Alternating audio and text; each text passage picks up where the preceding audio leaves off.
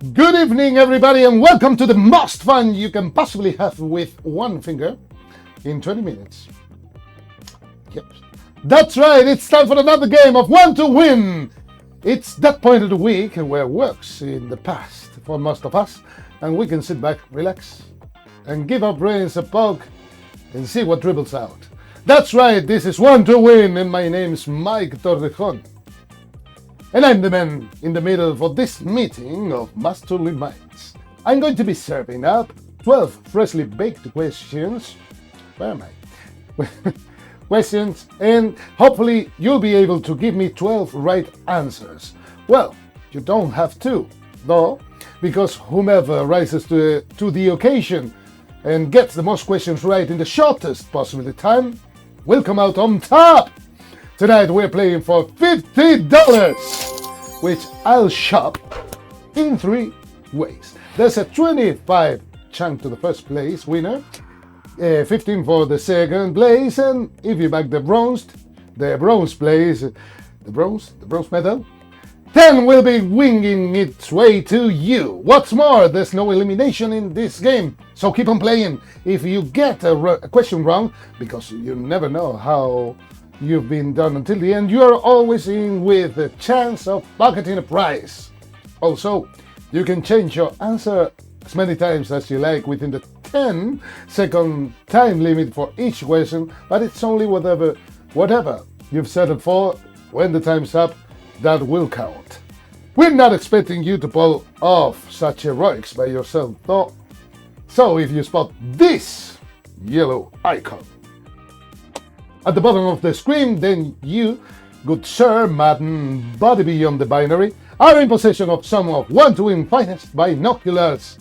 They're asked effectively and ask the audience, so at most once per game, you can tap on it and you'll get to see in real time what everybody else thinks the answer is.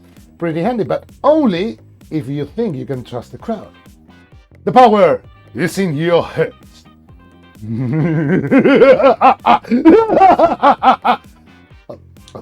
Sorry, I get into all of this Halloween stuff of each month sometimes pretty early, I said. Okay, last thing before we get going, there will be a little announcement just before we wrap things up the end of the game, so stick around and stay tuned to find out what we have in store. Well, I think everything is now covered, so get ready, have fun, and here we go. Question number 1 is coming up. Suerte y atención. What does a word search grid typically contain? Letters, numbers, or pictures? If you enjoy quizzes, it's probably true that you also enjoy a good puzzle. Regardless of whether you're a word search wizard or a Sudoku specialist, I think it's pretty clear that a word search grid has to contain letters. Letters is the answer we wanted, and 82 of you circled the right word, because the people who crossed through words in a word search grid just can't be trusted. Let's continue the party with Q2. Q2.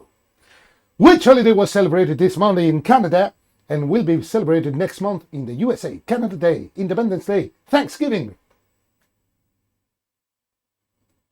Thank you, by the way, to the one2winner who suggested this question. Canada Day celebrates the anniversary of the country's confederation back in 1867, and it falls on the 1st of July each year.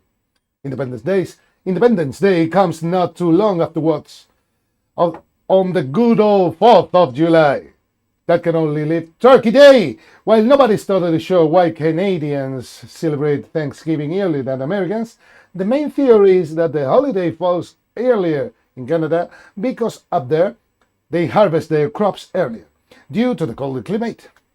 Thanksgiving is your answer, and 69 of you gobbled up this one. What comes after Thanksgiving dinner? A bit of TV, of course. On that note, here's question number 3. Attention. Which children's songs was sung by the characters in The Big Bang Theory? Moist Doggy, Smelly Cat, or Soft Kitty? So which of these was Penny's animal anthem of choice? Well, it was sung just short of 10 times in the show, and in fact, the lyrics came from a 1930s poem, which was later adapted into a song. In 2015, the original's poet children even sued Warner Brothers over the song being used in the show uncredited. Their claim was dismissed 2 years later because they could not prove that they had kept the copyright on the poem or the song up to date. Feeling fussy for football, but not actually judging its others, we leave that to Phoebe with Smelly Cat. The song was called Soft Kitty, and 77 of you gave the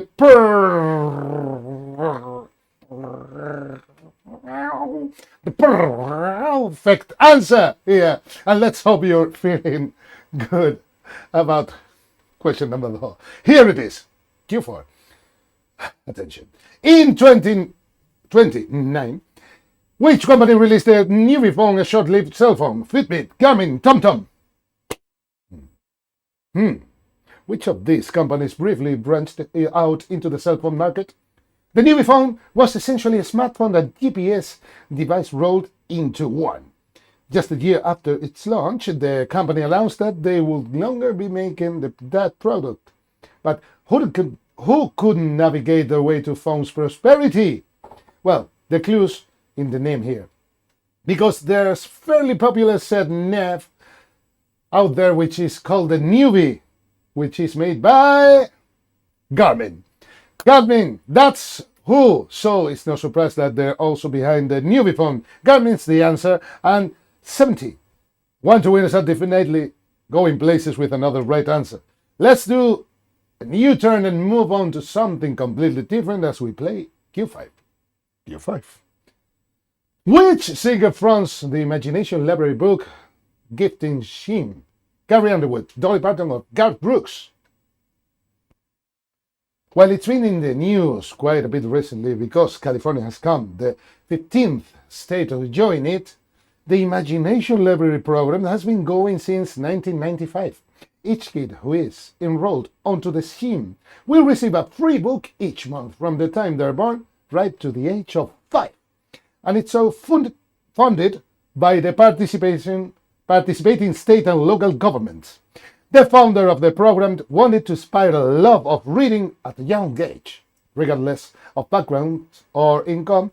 But who are they? We were looking for none other than Dolly Parton. Yeah! 75 of you currently identified this book, Baroness. I wish it was 95 instead. Get it? 9 to 5. Yeah, 9 to 5.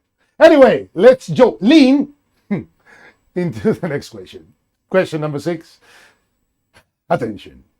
The Guru Granth Sahib is the holy book of which religion? Here's the images question.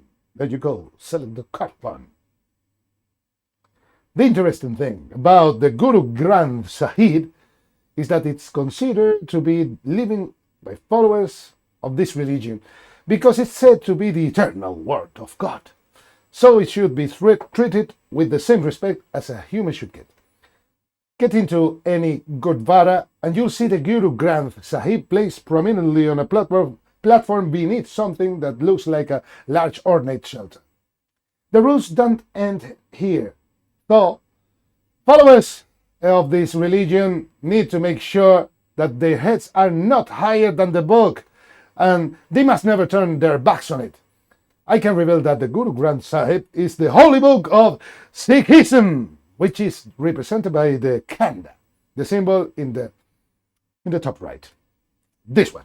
Okay, there you have it.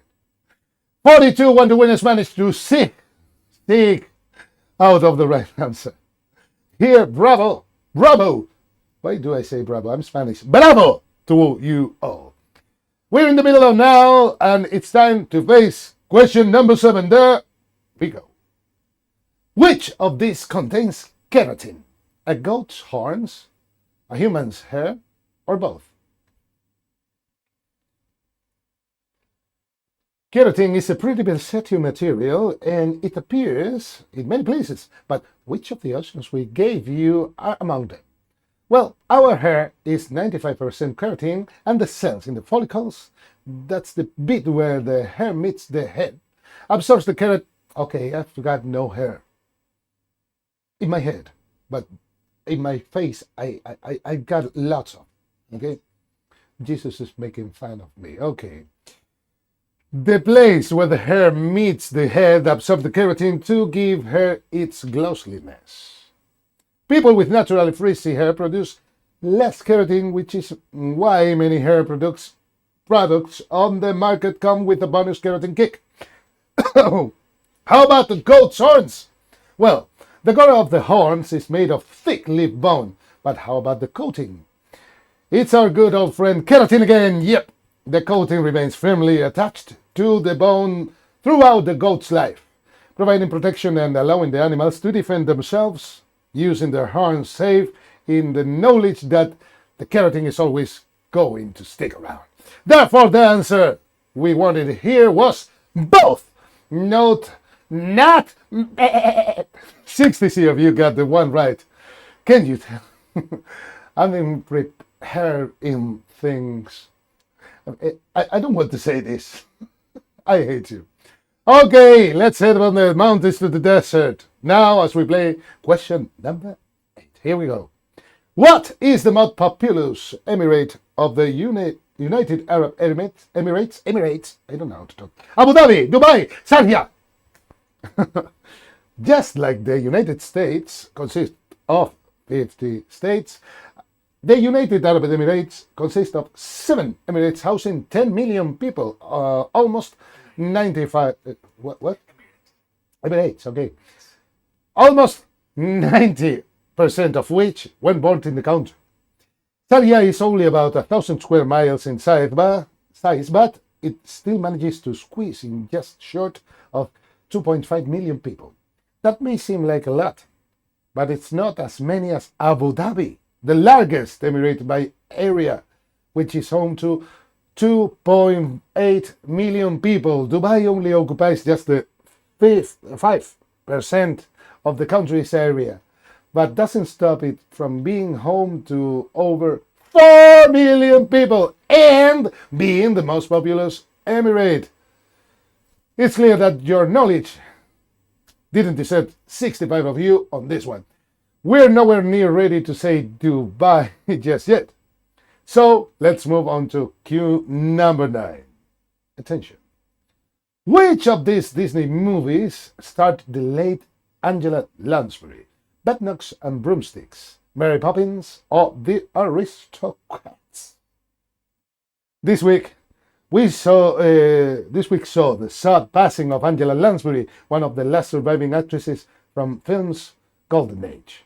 With a career spanning 8 decades, she did it all, going from film to Broadway to TV, and with a bit of just about everything else in between, including a 12-year stint as Jessica Fletcher in the TV series Murder, She Wrote. Murder, She Wrote. Had to do it. Murder, She Wrote. Okay. And appearing in one of the films we gave you in this question. Julie Andrews played the titular role in 1964 Mary Poppins. So that's one out. And the Aristocrats were voiced by Eva Gabor and Liz English, among others. That can only be Bedknobs and Broomsticks, where she plays an apprentice, which, of course, a role that Julie Andrews turned down. It's a small world. 68 one2win is new, which was which here. I hate you. Okay, did you get that answer yourself, or did you need some help from your roommates? Either way, let's see if you can make money moves on Q10. Let's go. Which person is depicted in this picture doesn't appear on a circulated US banknote? The leftmost one of the two in the middle, the rightmost one. Time. Yeah, this question tests your preference, your banknotes, and whether you know your lefts from your rights. It's Q10, we have to stretch you a little. We'll start on the left, where you'll find George Washington, who can be seen on $1 bills. So he's out. One. as is the guy on the right, because that's Abraham Lincoln, who you'll see on the $5 bill. Did you hedge your bets and go for one of the two in the middle? If so, I got some great news, because you got Thomas Jefferson, who you find on the $2 bill, and Theodore Roosevelt, who made it onto Mount Rushmore but hasn't debuted on the dollar bills. That means we hope you said one of the two in the middle. That's the answer here, and 69 of you are well on your way to banking a win. And if you didn't get this one right, don't worry, I'm sure you're not alone. Alone. Drop the mic, okay, and quickly pick it up again as we play cue number 11. Here we go. Which of these isn't a lyric from a band that's often called a one-hit wonder? Front to the back in this thing called rap. I love you, though you hurt me so. We are far too young and clever. It's getting tricky now. Let's start with We Are Far Too Young and Clever, which comes from the floor filler Come On Aileen. If this song by Dexys Midnight Runners doesn't get everybody up dancing, then you're at the wrong party. While the song was a huge hit, the band never were able to back its success, which sadly makes them a one-hit wonder. I Love You Though You Hurt Me So sounds like it's straight out of a Coldplay song, but it isn't. The line actually comes from Soft Cell's anthem, Tainted Love. And again, the band were never able to get another of the songs to break through, so if you went with this one, then your chances of winning today just get a little tainted too. They're another one-hit wonder. That only leaves front to the back in this thing called rap. Yeah, which isn't from the rapper's light. It's from the power. I got the power. By the German band Snap. They weren't happy with just one song taking off, so though they followed up their success with Rhythm is a Dancer, which went on to win awards and shoot up the charts across the world. Sorry guys. So, front to the back in this cold thing rap is what we wanted, and 15 of you musical maestros were on key here. Very well played. We're almost there now. Here comes today's final question. Let's head into the ring for question number 12. Which of these pairs of boxers have fought each other professionally the most times? Muhammad Ali and Joe Frazier, Anthony Joshua and Alexander Usyk, Mike Tyson and Evander Holyfield. It's a bit of sport to end of today's game, but can you deliver the knockout blow to land up top of the leaderboard? Let's start with Muhammad Ali and Joe Frazier, who shared what many consider to be one of sport's greatest rivalries. They fought each other in 1971's fight of the century, the Thriller in Manila in 1975, and another bout in 1974 in the New York's Madison Square Garden, making a total of 3 professional matchups. Anthony Joshua and Alexander Usyk share a more recent rivalry. Their first fight was last year's in London. It ended up with a Usyk victory by an unanimous decision, and the follow-up in Jeddah, Saudi Arabia. 2 months ago also went to Usyk, this time by split decision. They've not fought since, so that makes just 2. So they're on the canvas for this question. That can only leave Mike Tyson and Evander Holyfield, whom first met in 1996 in Las Vegas. Their next fight, however, involved a little more than just trading blows. Mike Tyson was disqualified for beating Holyfield's ears, while he claimed that he was just responding to headbutting by his opponent. The judges were having none of it, and gave Evander Holyfield the win by default. Given everything that happened in that fight, it's understandable that Holyfield called it a day there. And that was the pair's last professional fight, making a total of just 2. All of that means with 3 fights under the belt, it's Muhammad Ali and Joe Frazier who fought each other the most. Did that question have you on the ropes? Well, 31 of you weren't pulling any punches on this question, and that's for sure. Okay, I can breathe. Can I? No. Okay. There we have it. We've gone from puzzles to punching. How was it for you? How do you think you did? Did the questions go your way? We're just doing the sums in the background, and we'll have the final leaderboard ready for you very soon. In the meantime, let me remind you that we are on Instagram at one2win and on Twitter as one2_win. And we always love to hear from you, our one2winners, so give us a follow, tell your friends, and share the joy. It seems like Jesus has put his calculator down, which can only mean one thing. It's time to see that. Are you ready? Let's see the top 3 one2winners. There you go. On the first place, we got I'm from Jersey with 11 correct answers in 43.32 seconds. Marcy Cress with also 11 correct answers, very less time. And Urban Sombrero again in my life with 11 correct answers in 57.19 seconds.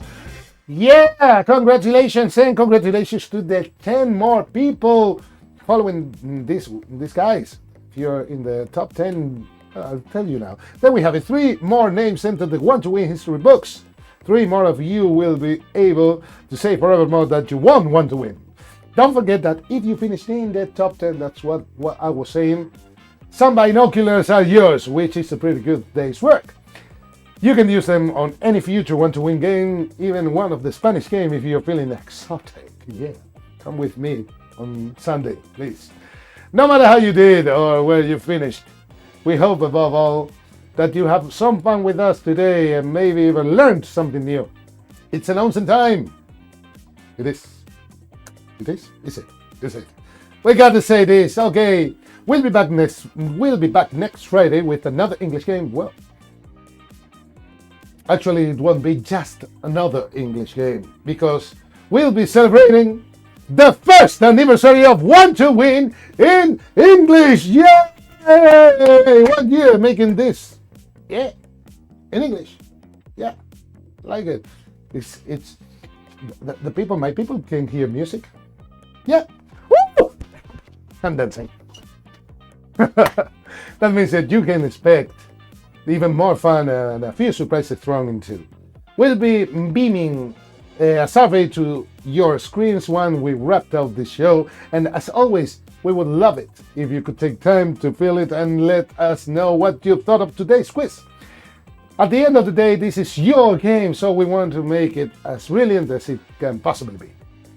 That's all from us today. I have been Mike Torrejon. My pleasure.